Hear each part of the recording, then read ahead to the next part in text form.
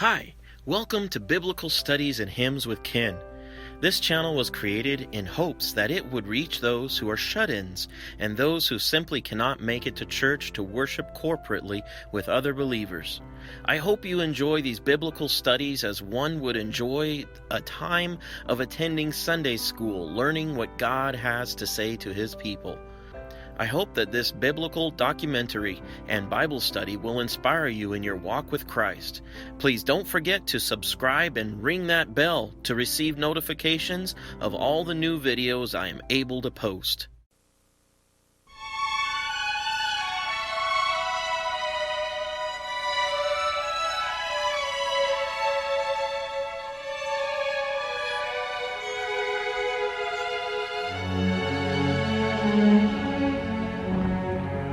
In January of 1933, Adolf Hitler came to power in Germany, and so began one of the darkest chapters in modern history.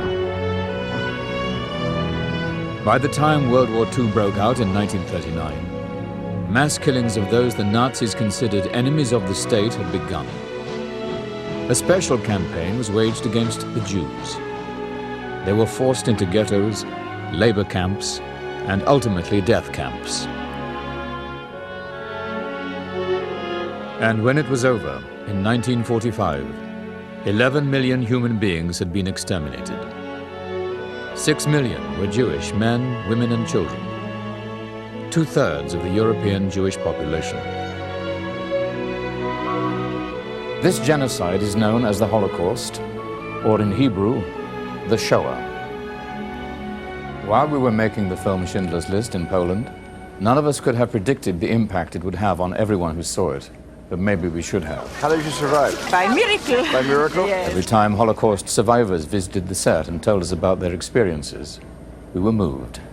We realized that each was unique, each was compelling, and each was an important piece of history. The vision to record as many survivor testimonies as possible, and the dream to make them accessible for education, evolved from Steven Spielberg's experiences while making Schindler's List. There is a saying in Jews, if you rescue one soul, you rescue the whole.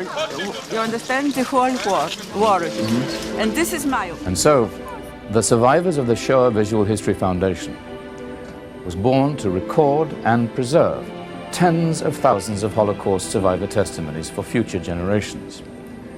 For the first time in history, we'll be able to navigate through thousands of hours of eyewitness accounts. Groundbreaking computer technology will enable people of all ages around the world to interact with the past like never before. You know, what does one do in a new country? You gotta learn the language first. Because most Holocaust survivors are in their 70s and 80s, the Foundation is in a race against time. A dedicated team of historians, filmmakers, educators, archivists, and computer technologists have come together to realize this ambitious goal. But I'm getting ahead of myself. Let's start at the beginning, in the Foundation's Department of Research and Training. The Research Department works tirelessly to locate survivors through community outreach programs and through existing Holocaust organizations.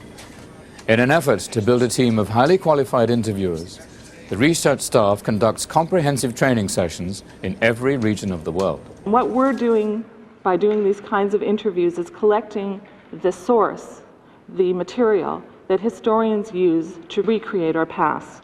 What we have learned from in preparing the training and from at the beginning of the project, that there are many different types of interviews. There is a therapeutic interview, a journalistic interview, a historical interview, and we have tried to take the best from each of those. A woman that I interviewed was sent to Auschwitz-Birkenau, and she was in charge of sorting and stacking clothes that had been brought back from people who were already gassed. She described how she was sorting through the clothes, and she found a little photo album that she had given her one sister before they left home. And she found it in the clothes, and of course that's when she knew that her own sisters had been sent to the gas chambers. And she kept the little photo album in her shoe for the entire time that she was in the camps, and she was able to save it until after the war. Survivors of the Shoah, may they help you? The foundation relies heavily on a dedicated core of volunteers, many of whom are survivors themselves. Then I pick up the phone, I can hear instantly who's at the other end. I don't mean man, woman. I mean, is it a survivor? Is it a child of a survivor, second generation, third generation sometimes, grandchildren? Is it somebody who wants to volunteer, somebody who has heard of somebody who's somebody? And then sometimes it comes with, the story starts coming out. All my family was wiped out. Uncles, cousins, grandparents, all of them, I'm the only one.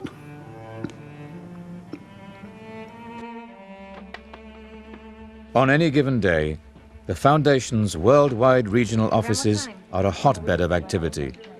The regional coordinators are responsible for scheduling and booking the interviewers and camera crews. On a day-to-day basis, what we're responsible for is coordinating all the interviews. And these people have contacted the 1-800 line. They've either read about our project, their sons and daughters, their grandchildren may have called in, saying that they want their parents and grandparents giving testimony. And we tell them that we want to come to their home, we want to know about their life before, during, and after the war. So the interviewer has to be really somebody that's caring, that's open. There's definitely a matchmaking process. It should be no surprise that the logistical challenges of international production are tremendous. The production department on a day-to-day basis plans and implements interviews around the clock in over 30 languages. A year ago, there was just a few people here, and we were just dreaming about this, and it's happening, and I get a chill. I just go, and that to me is amazing, that we are really international, that our outreach is global, and that we're bringing these people together. The survivors in Russia are very poor. They're very lost. They suffered after the war. They went to camps, to gulags, and to jail because they applied for visas to go to Israel. So it's not very pleasant. There was a gentleman who called me after his testimony, and he said, "I've never spoken of my experiences before. My parents were killed at Auschwitz over 50 years ago, and this allowed me to give them the proper burial that they deserved because I wasn't there when they died." And he was so gracious, and he was so thankful, and I'm sure that he's able to have better sleep at night now. Once an interview is completed, the original tapes are immediately shipped to the Los Angeles headquarters, where they're carefully checked in and added to the archive. It was a life full of nightmares. A Jew couldn't make a living no more. A Jew couldn't go out on the street no more. They dislocated you. They beat you up. It was just impossible. I grew up with every time my father went out or my mother went someplace or something, till they came back. I mean, it was just shiver and shake. The cataloging department is where history meets technology. Every interview is carefully watched by a team of catalogers, each with extensive historical knowledge. Especially designed computer programs enable them to index the content of every interview.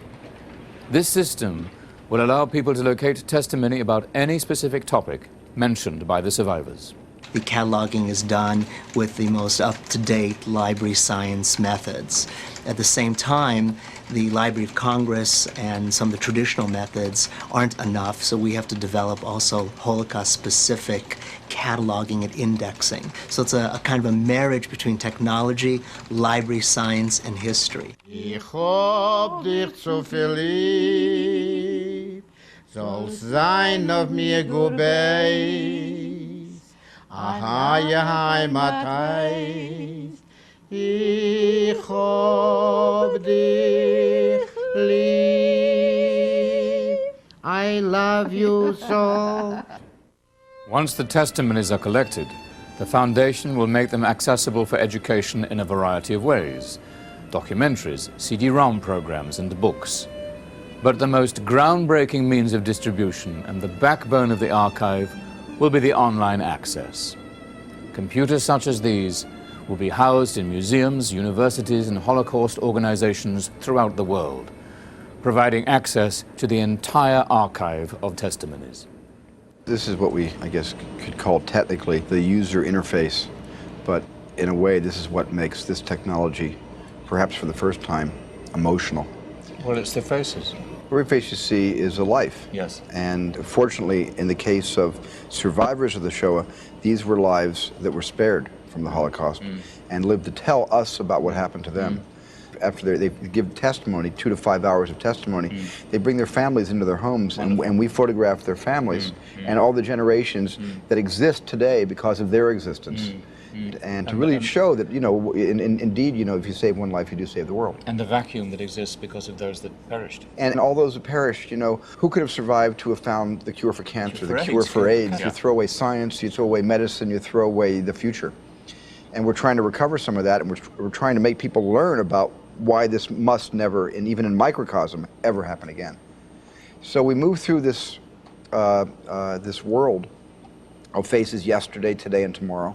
So what we have here is all the names of all the survivors. There will eventually be, in the first 3 years, 50,000 testimonies rescued from the 300,000 survivors that still exist today. But in 10 years' time, there will not be that many survivors. So it's a race against time to get as many survivors to testify on videotape as possible. So with every name, you'll see a picture and a small little summary of who they are. So I can type in a name, Henry Rossmarin. People who would teach, you know, healing kids. When I was liberated, I was 19 and a half. And what this essentially is Henry has just given 2 to 5 hours of testimony about what happened to him in the Holocaust. Before the Holocaust, what was his life like? What was the life like during it? Who did he lose? Who survived? You put 5.5 years back into your life and try to catch up. Let's talk about his wife. Janet talks about their meeting. Tap on that, and I can press play. Then I was thinking about him and concentration camp, but I didn't know nothing if we ever meet together, but it's a fate done, and we're together. He plays the harmonica, which is why he survived. This saved his life.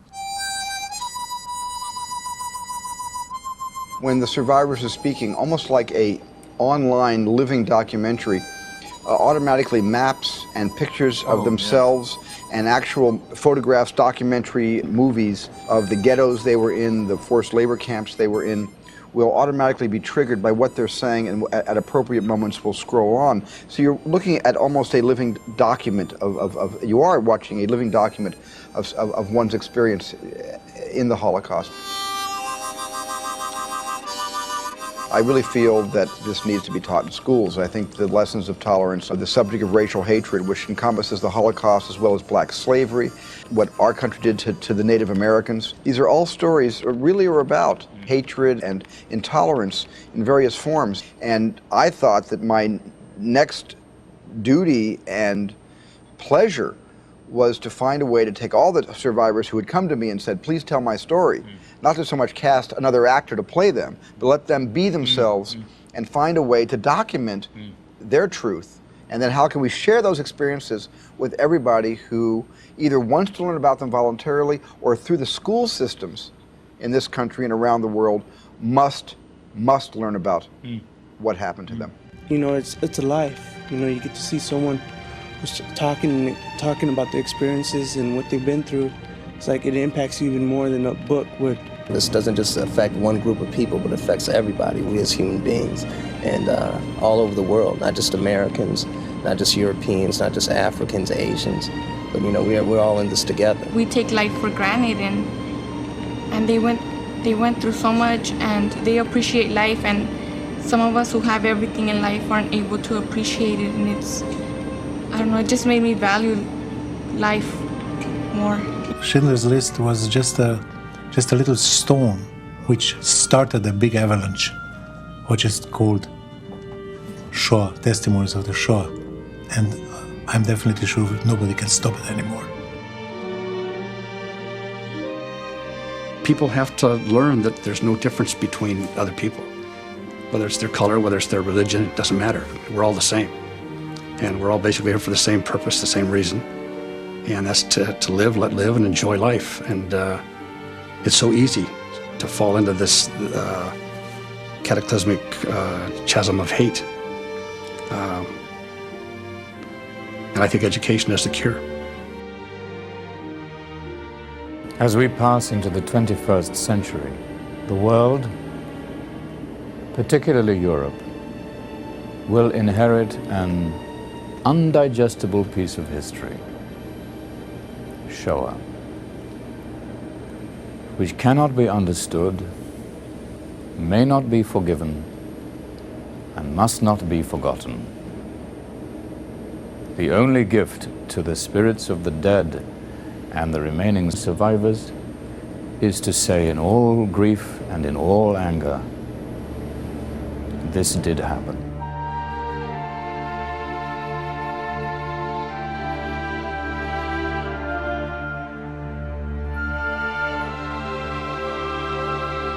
For more information, please call 1-800-661-2092 in the United States and Canada, or internationally 818-777-7802. Or write to Post Office Box 3168, Los Angeles, California 90078.